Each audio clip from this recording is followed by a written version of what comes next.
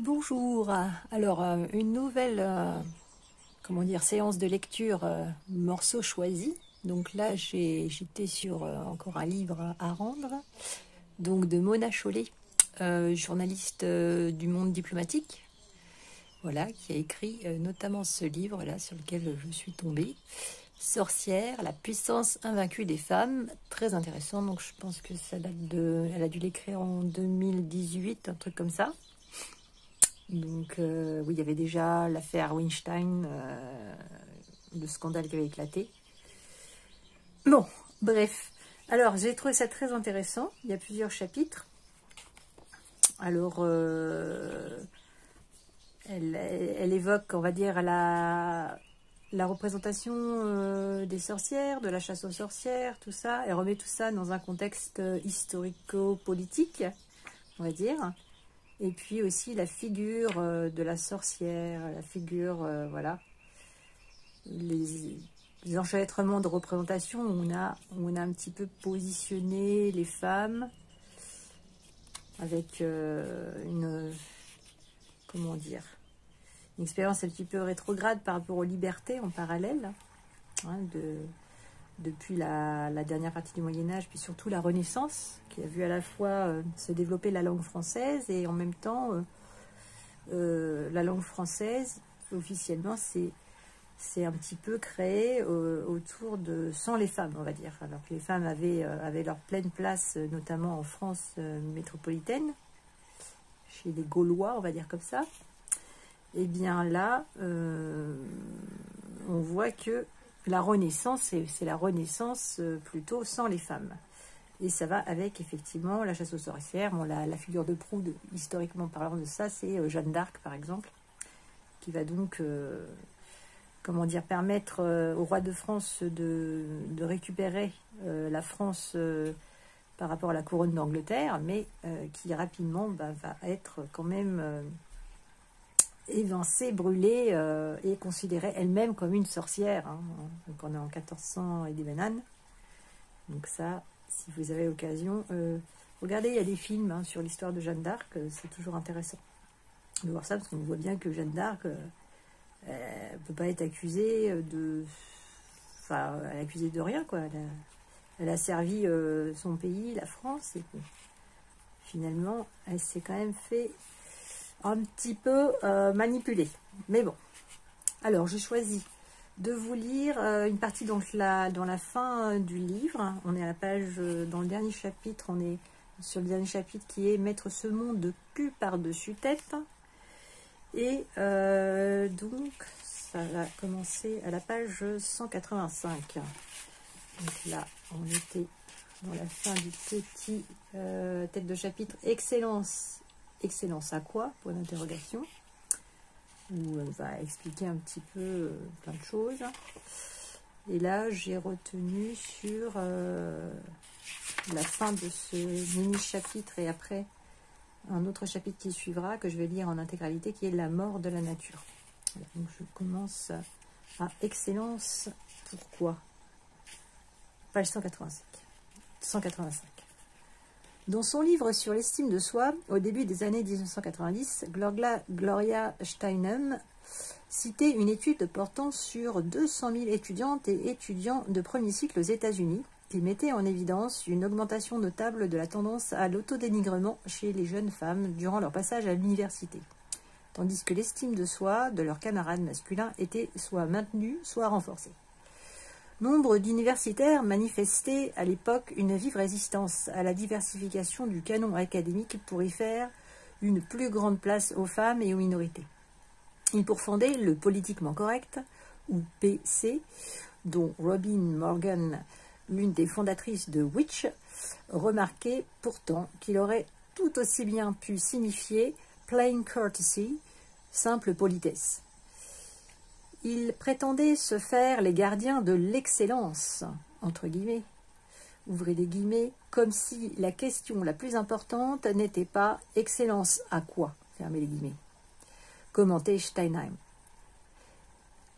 Ils freinaient des quatre fers parce qu'ils avaient compris, selon elles, que le changement n'impliquait pas seulement d'intégrer les femmes et les minorités dans le cursus, ou dans quelques structures existantes, entre guillemets, mais aussi d'apprendre, enfin, ouvrez la guillemets, aussi, mais aussi d'apprendre à voir avec des yeux nouveaux, de questionner la notion même de, entre guillemets, normes, à l'aune desquelles toute expérience autre devait être jugée.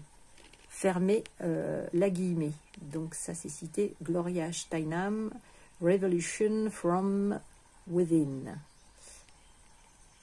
Donc, il m'a toujours semblé que mon insatisfaction face à l'hégémonie des sciences dures a une certaine manière d'aborder le monde, froide, carrée, objective, surplombante, avait à voir avec ma condition de femme. Mais faute de pouvoir préciser ce rapport, je répugnais à le formuler. C'est encore le spectre de l'essentialisme qui me retenait. Je ne voulais pas me retrouver à défendre une manière, entre guillemets, féminine de voir et de faire les choses. D'ailleurs, je voyais bien que toutes les femmes n'étaient pas comme moi. De même que je retrouvais ma sensibilité intellectuelle chez des hommes. Je me suis donc contentée de creuser une idée qui, dans tous mes essais, revient de manière obsessionnelle, quel que soit le sujet traité. Même si j'écrivais un livre sur la reproduction des crustacés, je trouverais probablement le moyen de la placer. Je formule et reformule sans cesse une critique de ce culte de la rationalité, ou plutôt de ce que l'on prend pour de la rationalité, entre parenthèses, qui nous paraît si naturel que nous ne l'identifions souvent même plus comme tel. Ce culte détermine à la fois notre manière d'envisager le monde, d'organiser la connaissance à son sujet, et la façon dont nous agissons sur lui, dont nous le transformons. Il nous amène à le concevoir comme un ensemble d'objets séparés, inertes et sans mystère, perçus sous le seul angle de leur utilité immédiate, qu'il est possible de connaître de manière objective et qu'il s'agit de mettre en coupe réglée pour les enrôler au service de la production et du progrès. Il reste tributaire de la science conquérante du XIXe siècle, alors que, depuis, la physique quantique est venue jeter le trouble dans cet optimisme, pour ne pas dire dans cette arrogance. Elle nous parle plutôt d'un monde où chaque mystère élucidé en fait surgir d'autres et où, selon toute vraisemblance, cette quête n'aura jamais de fin. D'un monde où les objets ne sont pas séparés, mais enchevêtrés les uns aux autres. Où l'on a d'ailleurs affaire plutôt à des flux d'énergie, à des processus, qu'à des objets à l'identité stable, où la présence de l'observateur influe sur le déroulement de l'expérience. Où, loin de pouvoir s'accrocher à des règles immuables, on constate de l'irrégularité, de l'imprévisibilité, des sauts inexplicables. C'est tout cela qui fait dire à Starhawk que la physique moderne confirme les intuitions des sorcières.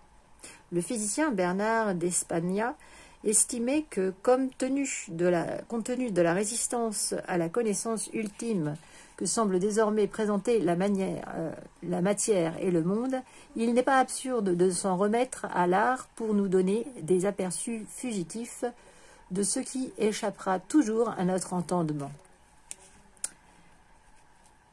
Donc là, c'est cité de Mona Chollet, l'auteure elle-même, à l'assaut du réel, la tyrannie de la réalité. Donc, je continue avec son texte. Une conclusion dont on imagine les conséquences vertigineuses pour l'organisation du savoir à laquelle nous sommes habitués. Même si, un siècle après ces découvertes, nous avons du mal à en intégrer les implications, elles apportent un démenti sec à une vision du monde qui a pris son essor au XVIIe siècle, en particulier avec René Descartes, qui, dans une formule célèbre du discours de la méthode, rêvait de voir les hommes se rendre, entre guillemets, comme maîtres et possesseurs de la nature. Dans une œuvre capitale, le géographe Augustin Berck analyse les désordres nés de la posture cartésienne face au monde. Donc ça, c'est dans Augustin Berck, Écoumène, Introduction à l'étude des milieux humains, 2000. Belin, Alpha, Paris, 2016. Deux ouvrages. Jean-François Billetter, lui, retrace le parcours de la, entre guillemets, réaction en chaîne, soit la lente extension à toute la planète à partir de l'Occident de la Renaissance d'une logique marchande, froidement calculatrice, présentée à tort comme un sommet de rationalité. Donc ça, c'est œuvre de Jean-François Billetter, Chine 3 fois muette, Alia, Paris 2000. Et Michael Lowy et Robert Serre ont montré comment les romantiques, aujourd'hui vus comme une bande de dandys palichons et exaltés, avaient compris l'erreur fondamentale du système qui s'était imposé. Même s'ils voulaient explorer et valoriser d'autres sphères psychiques, les romantiques ne professaient pas un refus de la raison. Ils cherchaient plutôt à, entre guillemets, opposer à la rationalité instrumentale, au service de la domination sur la nature et sur les êtres humains, une rationalité humaine substantielle. Fermez la guillemets. Ça, c'est Michael Lowy, alors L-O-W-Y, et Robert Serre, alors S-A-Y-R-E. Révolte et mélancolie, le romantisme à contre-courant de la modernité, 1992, Payot, Paris, 2005. Tous ces penseurs m'ont aidé à préciser mon malaise face à la civilisation dans laquelle nous baignons, face à son rapport au monde conquérant, tapageur, agressif, face à sa croyance naïve et absurde dans la possibilité de séparer le corps de l'esprit, la raison de l'émotion, face à son narcissisme aveugle, voire allergique.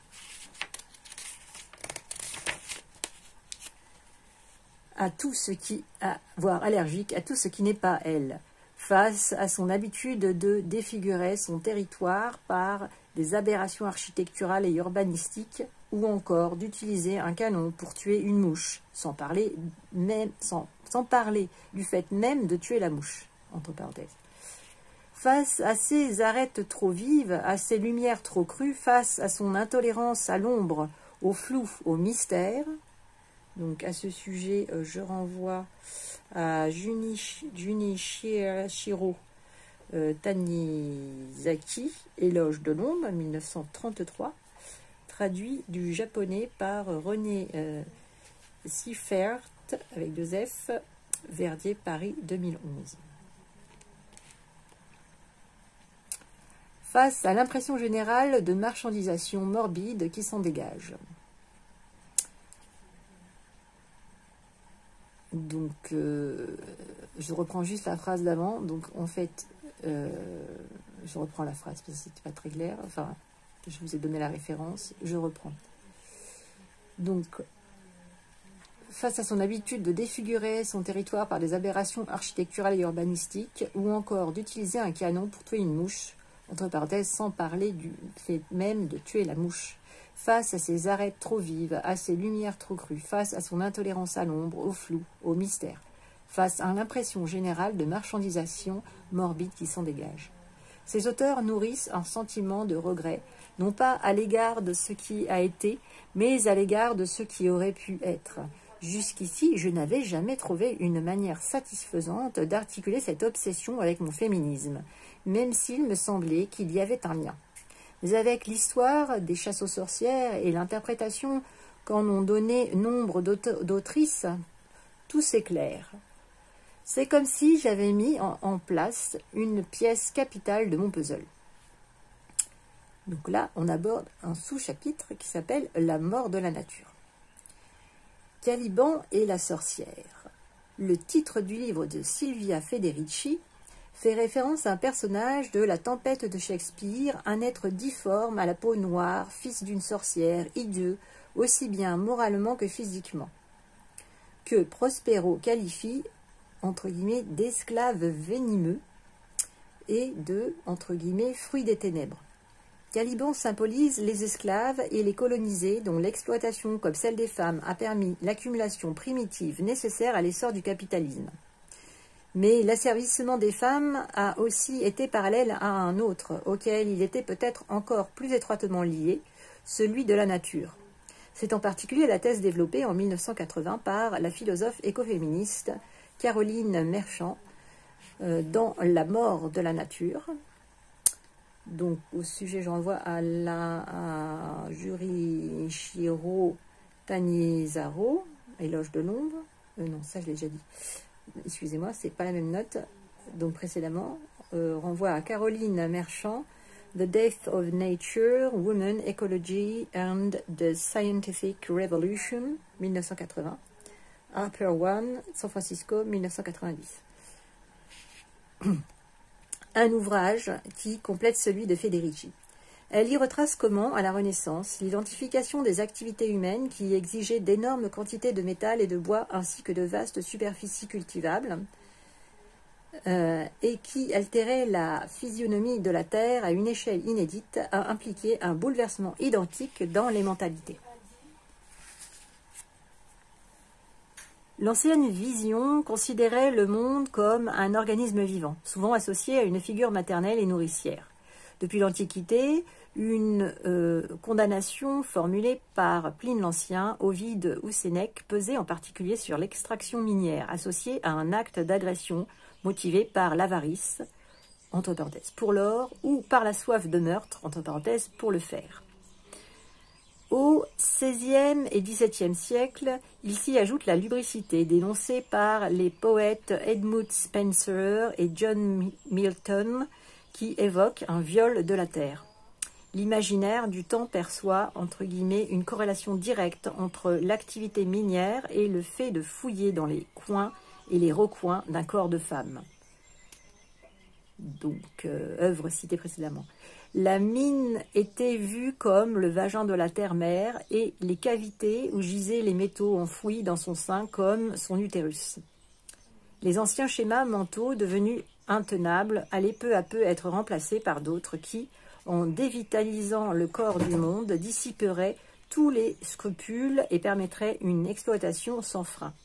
De même, la frénésie commerciale nouvelle requérait des quantités fantastiques de bois pour construire des quais, des ponts, des écluses, des péniches, des navires, mais aussi pour produire du savon, des fûts de bière ou du verre.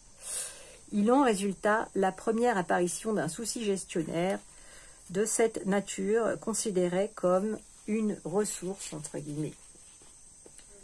En 1970, à Venise, une loi décide que c'est désormais l'arsenal et non les officiers.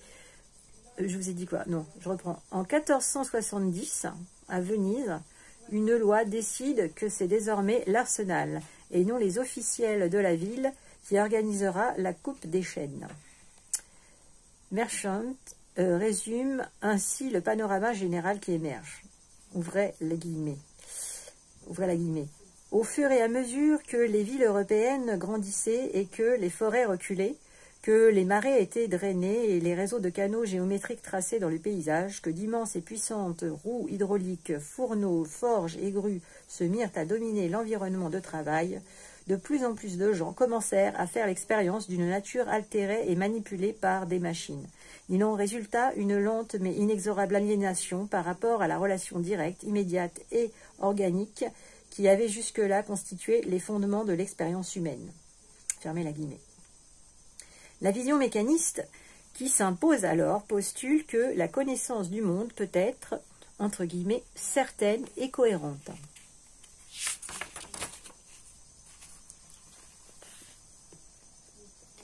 Le désordre de la vie organique cède la place à la entre guillemets, stabilité des lois mathématiques et des identités.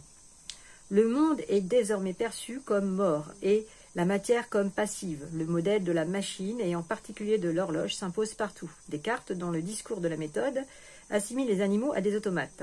Thomas Hobbes, qui avait probablement eu vent de la première machine à calculer conçue par Blaise Pascal en 1642, compare le raisonnement à une simple succession d'addition et de soustraction. Donc ça, c'est la même référence dans l'œuvre précédemment citée. Il se produit à cette époque ce que Suzanne Bordeaux appelle, entre guillemets, drame de la parturition. Un arrachement à l'univers organique et maternel du Moyen-Âge pour se projeter dans un monde neuf où règne entre guillemets, la clarté, le détachement et l'objectivité. L'être humain en émerge, ouvrez la guillemets, comme une entité résolument séparée, ayant rompu tout lien de continuité avec l'univers dont il partageait autrefois l'âme, fermez la guillemets. La philosophe américaine y voit une, ouvrez la guillemets, fuite loin du féminin, loin de la mémoire, de l'union avec le monde maternel et un rejet de toutes les valeurs qui y sont associées, fermez la guillemets. Remplacée par une obsession de la mise à distance, de la démarcation. Donc ça, c'est cité Suzanne Bordeaux, The Flight to Objectivity, Essays on Cartesianism and Culture, State University of New York Press, Albany, 1987. Du coup, un petit peu de lumière. Hop là.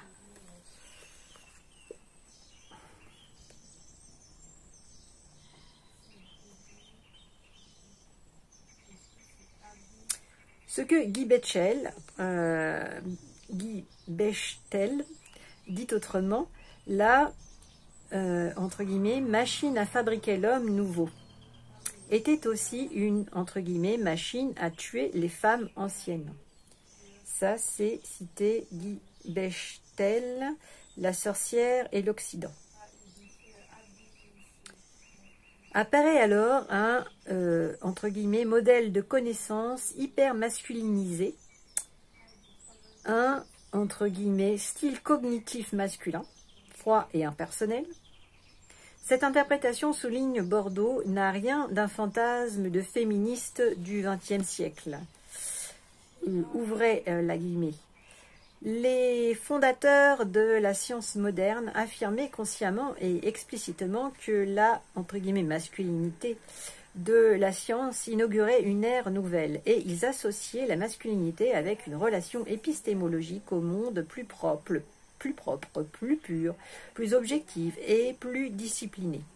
Fermez la guillemets. Le savant anglais Francis Bacon proclamait ainsi une, entre guillemets, naissance masculine du temps. Donc ça, c'est dans Suzanne Bordeaux, The Flight to Objectivity. Tout le rapport du sujet à lui-même et au monde qui l'entoure est bouleversé. Le corps est pensé comme séparé de l'âme et répudié. Ouvrez la guillemets. Je ne suis point cet assemblage de membres que l'on appelle le corps humain. Décrit Descartes, discours de la méthode. Silvia Federici voit là des conceptions qui permettront plus tard d'en faire, ouvrez la guillemets, l'instrument adéquat à la régularité et aux automatismes requis par la discipline capitaliste. Donc ça, c'est dans Silvia Federici, Caliban et la sorcière. Suzanne Bordeaux rappelle que le dédain pour le corps, comparé à une prison, à une cage, dans la philosophie occidentale, remonte à la Grèce antique. Donc ça, c'est Suzanne Bordeaux, est aussi l'autrice d'un ouvrage de référence sur le rapport au corps et l'obsession de la minceur dans la culture occidentale contemporaine, dont je me suis abondamment servi pour Beauté fatale. Suzanne Bordeaux, Unbearable Weight, Feminism, Western Culture and the Body, 1993, University of California Press, Berkeley, 2003. Donc, je remonte dans le texte, fin de la note. Mais pour Platon comme pour Aristote, explique-t-elle, le corps et l'âme étaient inextricablement entremêlés, la seconde ne pouvant s'évader du premier qu'à la mort. Descartes, lui, franchit une étape supplémentaire. Il en fait deux substances radicalement distinctes. Pour lui, l'esprit humain, entre guillemets, ne participe à rien de ce qui appartient au corps. Entre parenthèses, dans le discours de la méthode. Ayant cessé d'être perçue comme un giron nourricier, la nature devient une force désordonnée et sauvage qu'il s'agit de dompter. Et il en va de même des femmes, montre Caroline Merchant. Celles-ci sont dites plus proches de la nature que les hommes et plus passionnées que sexuellement. L'entreprise répressive réussira si bien qu'aujourd'hui, elle passe pour moins sexuelle que les hommes. Fermez la parenthèse. Ouvrez la guillemets. La sorcière, symbole de la violence de la nature, déchaînait des orages, causait des maladies, détruisait les récoltes, empêchait la génération et tuait les jeunes enfants. La femme qui causait du désordre comme la nature chaotique devait être placée sous contrôle. Fermez la guillemets. Une fois jugulée et domestiquée, toutes deux pourraient être réduites à une fonction décorative, devenir des entre guillemets, ressources psychologiques et récréatives pour le mari entrepreneur harassé. Et ça, c'est dans Caroline Merchant, The Death of the Nature. Francis Bacon, alors Francis Bacon, donc entre parenthèses, né en 1561 et mort en 1626, considéré comme le père de la science moderne, incarne de façon saisissante le parallèle entre ces deux dominations. Pendant une dizaine d'années, il fut un proche conseiller du roi Jacques Ier et occupa diverses fonctions au sommet du pouvoir, notamment celle de procureur général. Jacques Ier, auteur d'un traité de démonologie, avait modifié la législation dès son accession au trône d'Angleterre.